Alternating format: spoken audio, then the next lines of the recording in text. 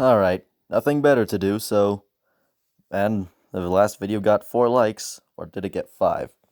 Anyways, guess I'll just read this. I'll try to save the commentary for afterwards. I don't know if I'll even get through the full thing. Undertale vs. TF2 by insert uncreative name here, not revealed yet. Name not revealed yet. Before you do read this, please know I mean no offense to either side of things. I love Undertale and Team Fortress 2 a lot, and I'm not exactly picking sides here. I'm going off of what is logical. The story was specifically made not only for me and my writing practice, but for those of you who are interested in my YouTube videos and wanted to see this. Please know that if you feel offended or disagree with the logic here, I deeply apologize. This is for you to enjoy, and I'm hoping you will have enjoyed it after the time I have put into it.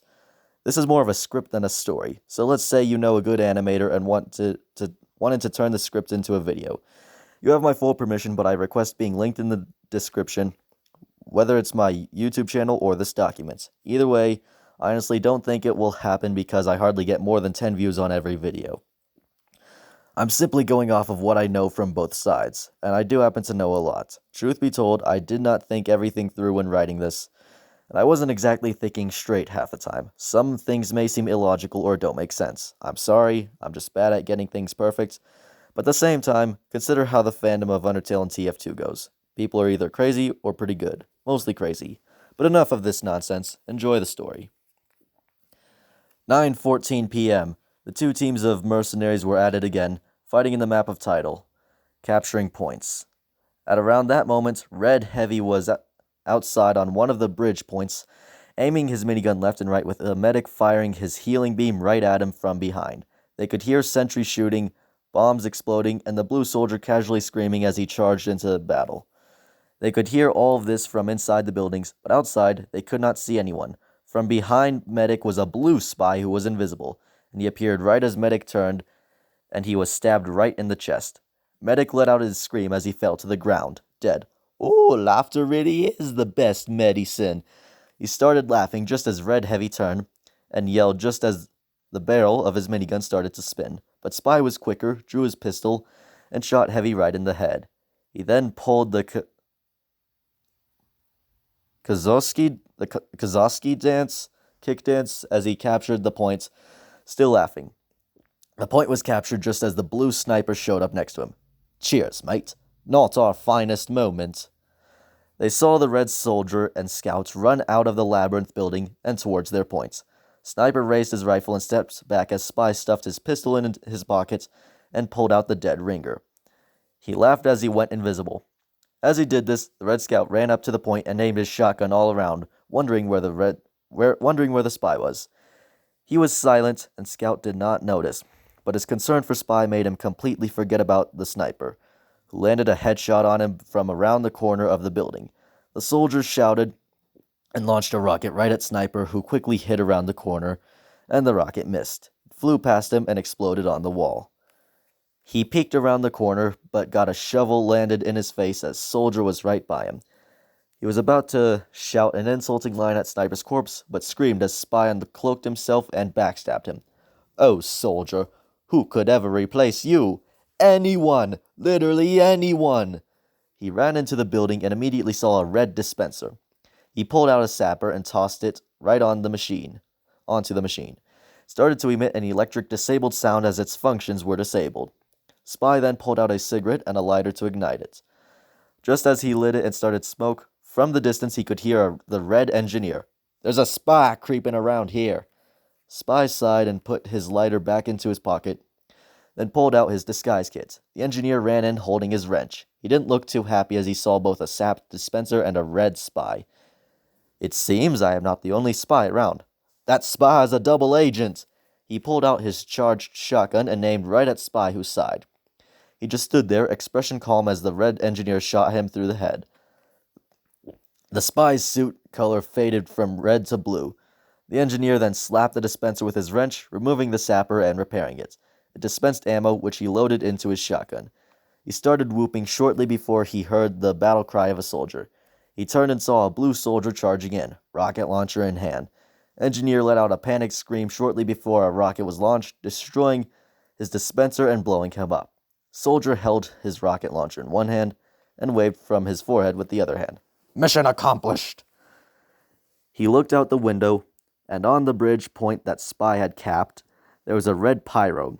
Soldier let out the same battle cry and ran out, and launched a rocket at Pyro, who quickly turned and said his muffled words as he air blasted the rocket back at Soldier. Quickly reacting, Soldier rocket jumped upwards and the reflected rocket missed him. Outside of the fence in the distance, he could see something. It looked like an oval mirror, except glowing and colored rainbow. He only got to glance at it for a moment and was confused. He looked down and saw himself in a tight situation. The red pyro was aiming his fire gun at him, waiting for him to land, and he was out of rockets. He dropped his gun and pulled out his shovel, but it didn't matter as he could hear the scream of Demo Man. From behind Pyro, a blue Demo Man rushed in and decapitated Pyro right before Soldier had landed. Demo Man started mumbling senselessly as Soldier picked up his rocket launcher. "Ha ha ha! Stay frosty! Need a dispenser here! On it!" From nearby, a blue engineer ran up the stairway and started to build a dispenser as the point was getting recaptured. After a few moments, the dispenser was up, and they started getting replenished with ammo. Soldier chuckled as he loaded his rockets into his gun. Engineer pulled out a sandwich that Heavy gave him and started munching down on it. "Question! What's your question, Soldier? I saw something outside the map." Engineer and Demo Man turned to Soldier, who held his rocket launcher in one hand, his gun hanging by his side, while Demo Man put his sword into its holder on his back, and instead pulled out his sticky bomb launcher. "What exactly did you see?" He pointed to Soldier and leaned in with a serious expression. "I only got to view it for 2 seconds. Aw, ye better not have been drinking my favorites. Demo Man, I do not even want a sip of what you drink." "Where's this thing you saw?" Before another word was spoken, the Red Heavy had respawned and was right on the other side of them. They could hear his barrel spin, and they all quickly turned. Demo Man was gunned down in a matter of seconds while Engineer took cover behind his dispenser and loaded his shotgun. Soldier rocket jumped upwards and faced the Heavy, who aimed his gun up, but missed every shot. From behind Heavy was the Red Engineer, who started to build a max-tier sentry. He kept slapping his wrench against the hunk of metal, building it up. Soldier had landed on his feet, but it hurt. Thankfully, he landed right next to the dispenser and felt somewhat healed. Heavy then directed his attention at the dispenser and started shooting at it, but was countered as the other engineer jumped out from behind the dispenser and fired a single blast at Heavy, which took him out. "Sorry, man. And another thing? You're ugly." The Red Engineer finished building his sentry and immediately launched rockets at the other engineer, who took cover behind his sentry. But not only was it exploded, but Engineer himself was blown up. The sentry fired like a minigun towards Soldier, who rocket jumped once again. But he turned back to look outside the fence. The rainbow oval was still there, and there were 3 figures right by it, but it was too dark to see. He turned back as he started falling down and was immediately shot down by tons of bullets. His corpse landed right next to the sentry, and his gun was dropped off the bridge and onto the ground. The bridge, however, was hardly a few yards above the ground. The Red Engineer started whooping as the point was capped. What Soldier saw outside the fence did in fact exist. The rainbow oval he saw was a portal. Standing right by it was Azrael, Kara, and Gaster. Kara was alive physically. She wasn't a ghost and seemed to be the same as ever. Azrael was in his more adolescent form. He had the same cloak as Toriel, and his fur seemed to shake in the wind. He had 7 human souls contained in him, in which what happened was Frisk did a genocide route. Kara erased the world, and instead of bringing it back, Kara took Frisk's soul and did her own route. She did the same pacifist route, except in the beginning, Toriel recognized her immediately, and it felt like a nice reunion. Flowey did not recognize her. She exited the ruins and was greeted by Sans, who also recognized her and seemed happy to see her, even though he was forced to always smile. And she carried on from there.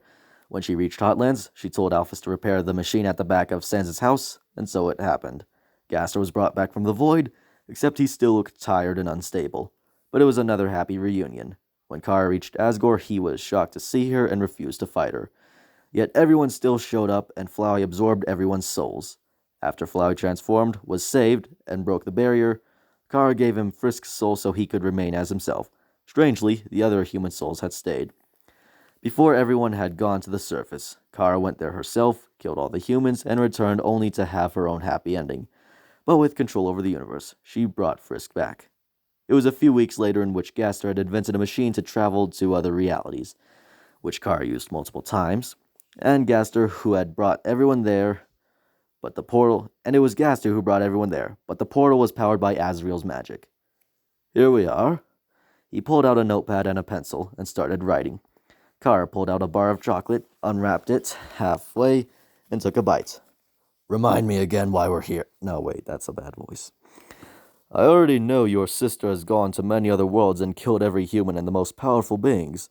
I just wanted to see one of these places for myself. Also, I did not want to be alone for this. I know that feeling. I'm happy to accompany you, but if there are any humans... Yes, I know. I've seen well enough everything you've done. You've struck down the most powerful beings in existence, and erased more humans and their worlds than I've kept track of. And they all deserved it.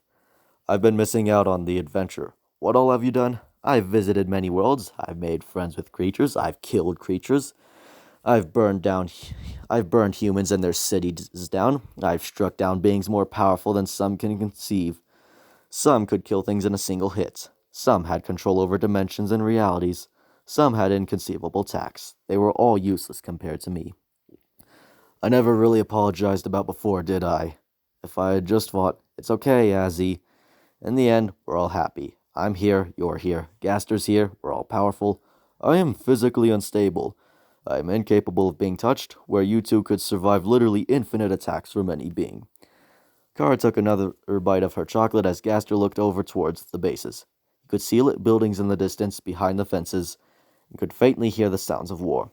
He looked back down at his notepad and took note. Azrael just stared at the sky. Azrael, would you do me a favor?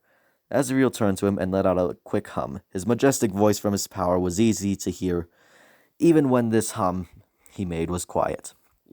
Scout out the building area and report back to me while I write down my observations.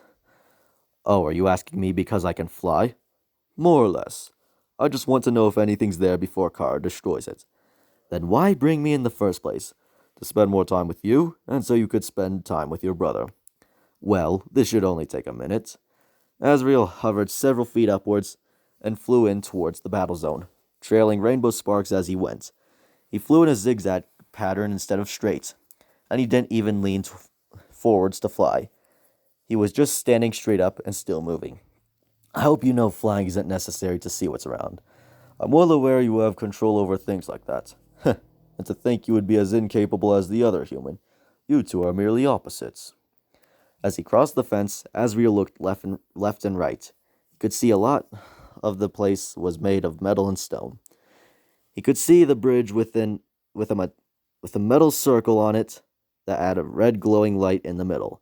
He could see lights inside of the building and heard the sounds of gunfire and shouting. He could hear a demo man yelling for a medic and a heavy firing a minigun. Azrael, of course, did not know a thing about what was happening. He did not even know what this world was. He was about to fly into the building when a blue scout ran out of the building with several red demo men bouncing bombs flying past him. He made a turn and ran towards the point, then started taunting the demo man that was out of sight, just laughing at him and pointing. Azrael flew a few feet aside and above from him, crossed his arms as he looked with confusion. The scout stopped laughing as he noticed the rainbow sparks showering right by the point. He turned and looked upwards. He got both confused and shocked when he saw Azrael. He let out a loud gasp and quickly whipped out his shotgun and aimed at him. He knew he wasn't tired, and he hadn't drank any bong. He stared and pointed his shotgun, shaking with hesitation. Goat! Azrael started laughing, his arms over his stomach as he leaned back, his eyes closed, him laughing out loud.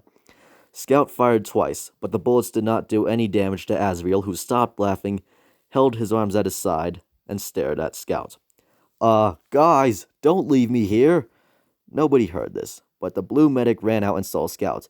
He gave him a disgusted look, then ran back inside. He didn't even notice Azrael. Medic! Why are you so alarmed? Get out, Marasmus. It's not even October. Excuse me.